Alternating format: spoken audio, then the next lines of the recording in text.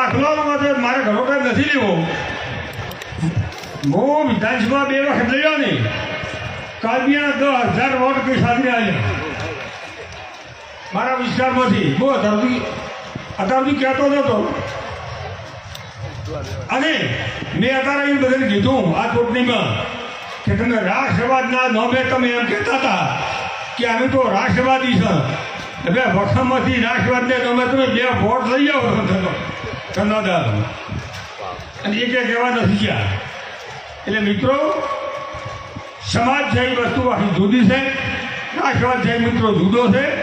ગમે એવું જ્યારે પીવું પડે પીવું પડે પણ જ્યારે સમાજની વાત આવે ત્યારે કોઈ પણ વ્યક્તિને એક હાથથી હાથ મેળાય અને ખરેખર હાથે રહી અને પરિણામ કઈ રીતે આવે એ મિત્રો વિચારવું જોઈએ.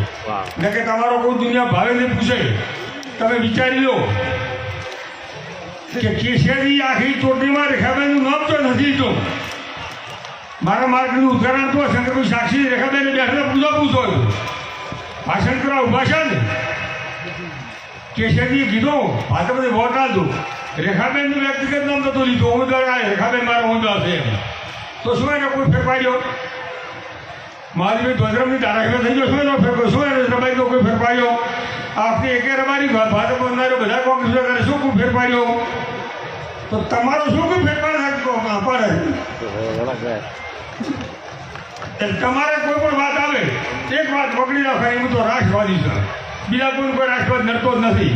એટલે મિત્રો આ રીતે તો નેરો ને તો દુનિયામાં કોઈ તમારો ભાવે નહીં પૂછે, કોઈ બેઠા નહીં બોલાવે.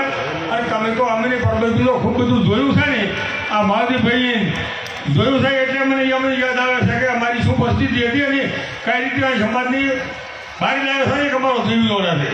એટલે મિત્રો તમને બધાને એ મિત્રોને વિનંતી કરું છું કે સમાજની કોઈ પણ વાત આવે કોઈ પણ વ્યક્તિને ગમે એવું ઝેર ટુકડો પીવું જોવે અને ઝેર પૈની પણ સમાજની વિકાસ કેરી થાય, સમાજની એકતા કેરી જળવાય.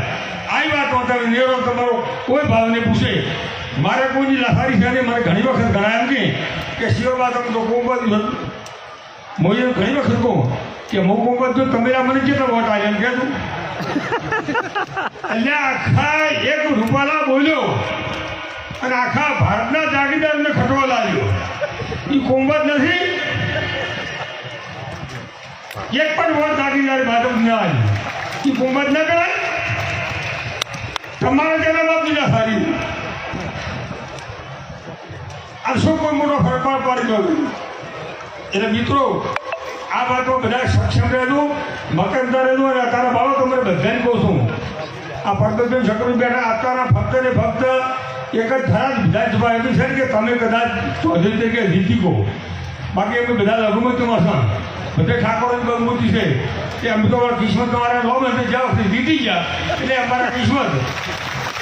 અને અહીંયા તમે જે હાલ પ્રવૃત્તિઓ આદરી છે ચાલુ રાખશો ને તમારે પણ હત્યામાં જીતવું કાઢશે.